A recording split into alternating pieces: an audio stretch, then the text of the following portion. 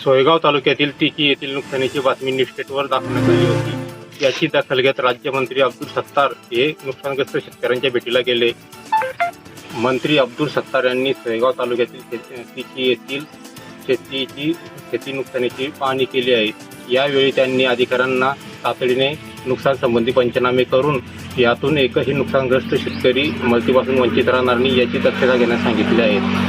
2 दिवस झालेल्या मुसळधार पावसामुळे नदीकाठच्या शेतीचे मोठ्या प्रमाणात नुकसान झाले असून काही ठिकाणी घरांची देखील पडझड झालेली आहे। त्याचा अहवाल त्वरित पाठवण्याचे निर्देश मंत्री अब्दुल सत्तार यांनी सर्व अधिकाऱ्यांना दिले आहेत। पुण्यातील पुण्येश्वर मंदिरावरून सध्या वाद सुरू आहे। या प्रकरणी मिलिंद एकबोटे यांच्यासह पुणे पोलीस स्टेशनमध्ये गुन्हा दाखल केलेला आहे। मंदिराशेजारील अतिक्रमण पाडावे यासाठी त्यांनी वादग्रस्त विधान केलं आहे। त्यांनी पुण्यातील मुक्तेश्वर मंदिराशेजारील अतिक्रमण पाडा अन्यथा बाबरी कांड करू असं वादग्रस्त विधान सोलापुरात केलं आहे। हिंदू आघाडीचे अध्यक्ष मिलिंद एकबोटे हे सोलापुरात आले होते। त्यावेळी सोलापूर शहरातील शेळगी परिसरात आले असता त्यांनी हे वक्तव्य केलं आहे। मिलिंद एकबोटेंच्या वादग्रस्त विधानामुळे नवा वाद निर्माण होण्याची शक्यता आहे, कारण पुण्यातील पुण्येश्वर मंदिरावरून मिलिंद एकबोटेसह तिघांवर पुणे पोलीस स्टेशन येथे गुन्हा दाखल आहे। यावर बोलताना कसल्याही परिस्थितीत किंवा गुन्ह्याला घाबरणार नाही असं म्हटलं आहे। पुणे शहरात असलेल्या कसबा पेठेतील पुण्येश्वर मंदिर परिसरात असलेल्या प्रार्थना स्थळावरून 2 समाजात वाद सुरू आहे। 4 सप्टेंबर रोजी पुण्येश्वर मंदिर परिसरातील अनधिकृत बांधकाम हटवावे यासाठी मिलिंद एकबोटे यांनी त्यांच्या कार्यकर्त्यांसह पुणे पालिकेसमोर आंदोलन केले होते। या आंदोलनावरून मिलिंद एकबोटे यांना परवानगी नाकारली होती, तरी देखील परवानगी झुगारून मिलिंद एकबोटे यांनी हे आंदोलन केलं। आंदोलनादरम्यान त्यांनी 2 समाजात तेढ निर्माण होईल असं वक्तव्य केल्याचंही बोललं जात आहे। यासह सोलापुरात त्यांनी वादग्रस्त वक्तव्य केल्याने आता चर्चेला उधाण आलंय। न्यूज सेट महाराष्ट्रासाठी विशाल भांगे, सोलापूर। मुंबईत तृप्ती देवरुखकर या मराठी तरुणीला व्यवसायासाठी जागा नाकारण्यात आलेल्या घटनेचा तीव्र पडसाद उमटतोय। महाराष्ट्र नवनिर्माण सेनेच्या मदतीनंतर जागा नाकारणाऱ्या इमारतीच्या सचिवांनी माफी मागितली आहे। मात्र यावरून आता राज ठाकरेंनी आपला मन सैनिकांना अन्याय दिसेल तिथे लाथ घालायचे आवाहन केलं आहे। तर घर नाकारणार नाही, गालावर उठवायचा इशारा राज ठाकरे यांनी दिला आहे। मुंबईत मुलुंडमध्ये एका मराठी स्त्रीला ती मराठी आहे म्हणून व्यवसायासाठी जागा नाकारल्याची घटना समोर आली आहे। इतरांनी निषेध वगैरे व्यक्त केला आहे। आम्हाला निषेध नोंदवणे इत्यादी प्रकार माहीत नाही, त्यामुळे माझा महाराष्ट्र सैनिकांनी आमच्या पद्धतीने दम दिल्यावर त्या बिल्डिंगच्या सचिवाने माफीनामा दिला आहे असे राज ठाकरे यांनी केलेल्या ट्विटमध्ये म्हटलं आहे। तर हे असले प्रकार खपवून घेतले जाणार नाही। मुंबई महाराष्ट्रात असे प्रकार पुन्हा घडले तर गालावर वर उठतील हे निश्चित, आणि सरकारने पण आपले धाक दाखवले पाहिजे असंही राज ठाकरे यांनी म्हटलं आहे। कॅमेरामॅन प्रभात दासचा अमजद खान, न्यूज स्टेट महाराष्ट्र, गोवा। अजित पवार यांच्या सरकारमधील समावेशामुळे भाजपाला काहीही फरक पडणार नसल्याचा दावा केंद्रीय गृह राज्यमंत्री अजय कुमार मिश्रा यांनी केला आहे। त्यांच्या या विधानामुळं महायुती सरकारमध्ये सर्व काही आलबेल नसल्याचं स्पष्ट झालं आहे। राष्ट्रवादी काँग्रेसचे नेते अजित पवार महायुतीत सहभागी झालेत, मात्र महाराष्ट्रात भाजप सर्वात मोठा पक्ष आहे। आमच्या पक्षाच्या सदस्यांची संख्या 18 कोटींवर गेली आहे, त्यामुळं त्यांच्या सहभागामुळे भाजपला काहीही फरक पडेल असं वाटत नाही।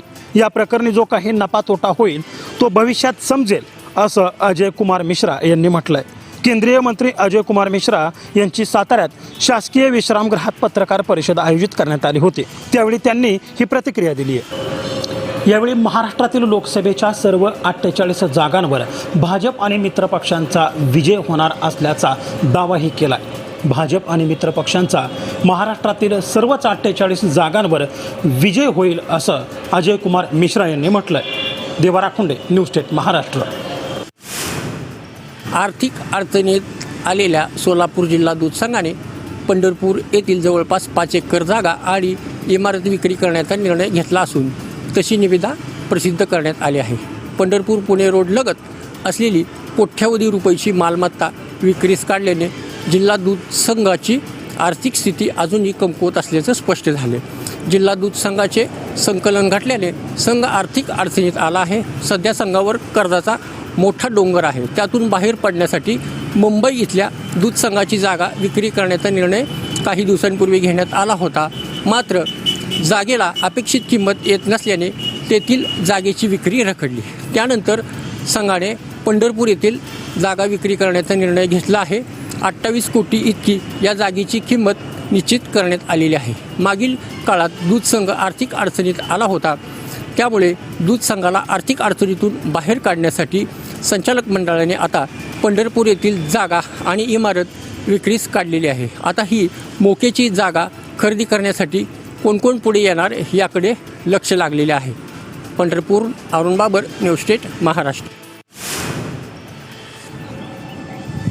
भारतीय जनता पक्षाचे प्रदेशाध्यक्ष चंद्रशेखर बावनकुळे यांनी 2024च्या निवडणुकीपर्यंत भाजपाविरुद्ध बातम्या प्रकाशित होऊ नये याची काळजी घेण्यासाठी पत्रकारांना चहा पाजा, ढाब्यावर जेवायला न्या असा सल्ला भाजपाच्या पदाधिकाऱ्यांना एका बैठकीत दिला आहे.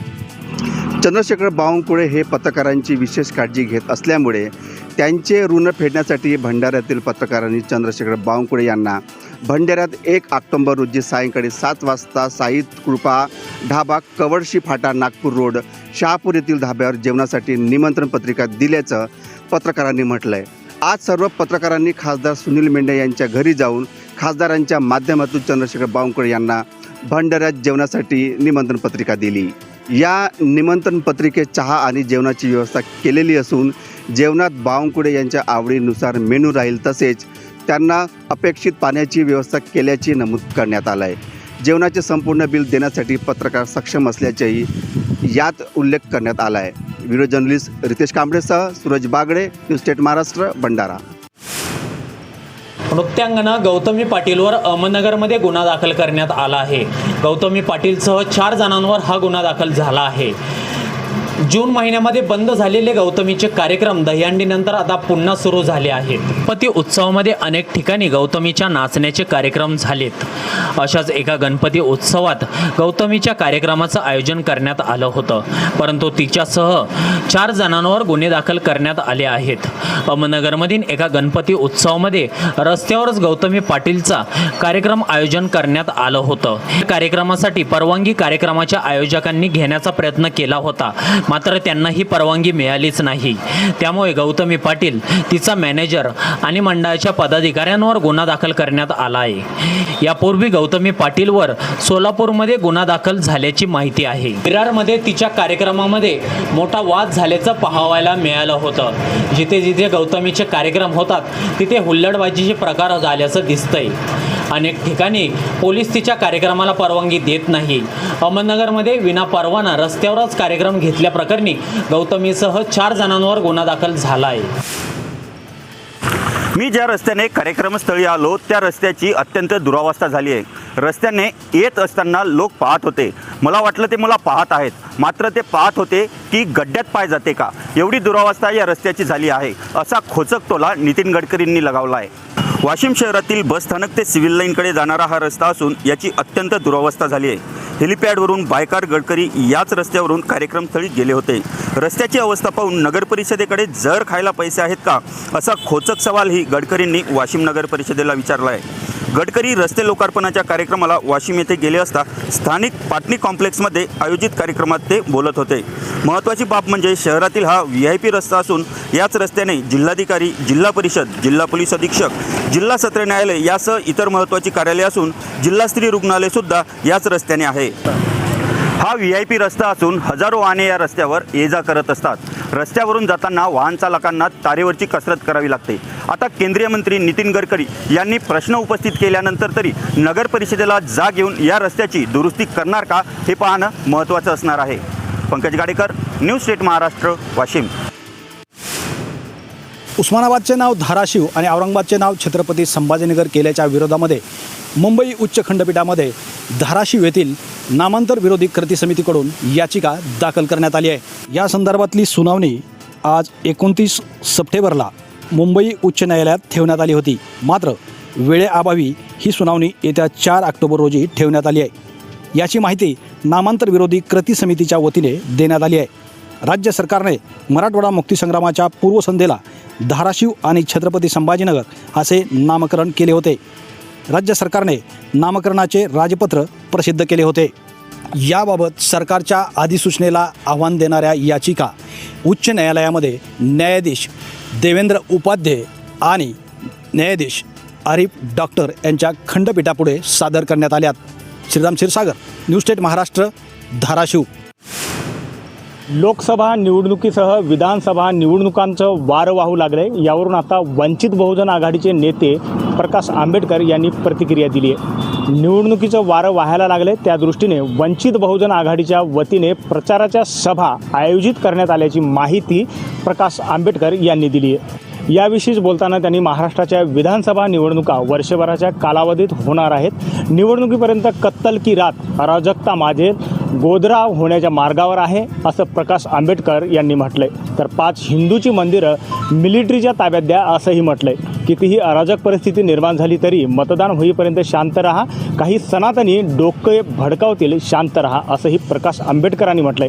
याचवेळी बोलताना प्रकाश आंबेडकरांनी पंतप्रधान नरेंद्र मोदीवर सुद्धा टीका केली आहे। पंतप्रधानाचे प्रदेशी धोरण धोकादायक आहे, उंची वाढविण्याऐवजी अतिरेकी कारवायावर भाष्य होत आहे, हे धोकादायक आहे असंही प्रकाश आंबेडकर यांनी छत्रपती संभाजीनगरमध्ये प्रसार माध्यमांशी संवाद साधताना म्हटलंय। तर आज इंदिरा गांधी असत्या तर पाकिस्तानचे 4 तुकडे केले असते, आज कंगाल पाकिस्तान तुमच्यावर गोळी झाडत आहे असंही प्रकाश आंबेडकर यांनी म्हटलंय। न्यूज स्टेट महाराष्ट्राकरता मी गजानन राऊत, छत्रपती संभाजीनगर। तर 72 तासात प्लांट बंद करण्याच्या सूचना नोटिसीतून देण्यात आल्या होत्या। आता रोहित पवारांनी या कारवाई विरोधात न्यायालयात धाव घेतल्यानंतर आमदार रोहित पवारांना न्यायालयाकडून दिलासा मिळाला आहे। देवराखुंडे, न्यूज स्टेट महाराष्ट्र, बारामती। यावर राष्ट्रवादी काँग्रेसचे अध्यक्ष शरद पवार यांच्या प्रतिक्रियेकडे सर्वांचंच लक्ष लागलं होतं। मात्र याविषयी बोलण्यास शरद पवार यांनी स्पष्ट शब्दात नकार दिलाय। शरद पवार यांची आज बारामतीत पत्रकार परिषद पार पडली आहे। यावेळी त्यांना प्रश्न विचारण्यात आला होता, यावर त्यांनी स्पष्टपणे बोलण्यास नकार दिलाय। बारामतीतील बारामती ॲग्रो या प्लांटवर रात्री 2 वाजता महाराष्ट्र प्रदूषण विभागानं कारवाई केली होती। राष्ट्रवादीचे आमदार रोहित पवार यांना रात्री 2 वाजता नोटीस देण्यात आली होती। राष्ट्रवादीचे आमदार रोहित पवार यांना मध्यरात्री महाराष्ट्र प्रदूषण नियंत्रण मंडळानं नोटीस देत बारामती ॲग्रोचे 2 प्लांट बंद करण्याच्या सूचना केल्या होत्या। यावरून आमदार रोहित पवारांनी ट्विटरच्या माध्यमातून जोरदार टीका केली आहे। शहादा शहरातील दगडफेकीत 5 ते 6 वाहनांचे नुकसान झाल्याचे समोर आले आहे। त्यात 5 जण जखमी झाले असून मोठ्या प्रमाणात पोलीस बंदोबस्त तैनात करण्यात आला आहे। शहादा शहरातील साडी गल्ली कुकरेल भागात एका धार्मिक स्थळाची रॅली दरम्यान 2 गटात वाद निर्माण झाला होता।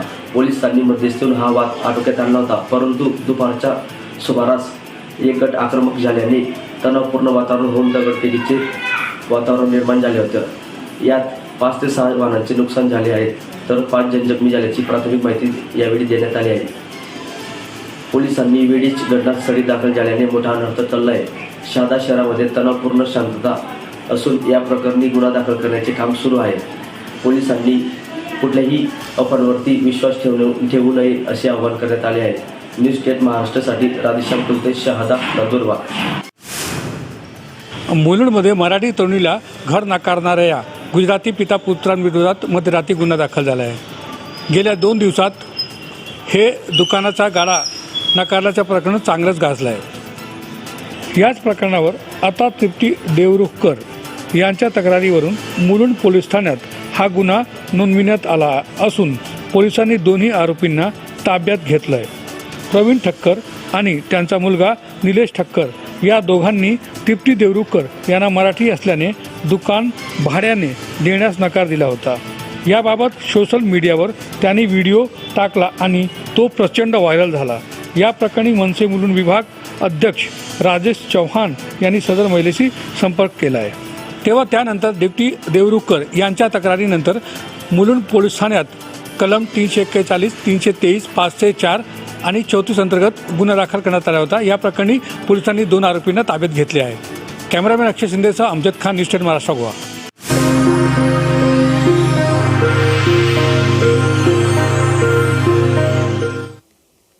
आणि बुलेटिनमध्ये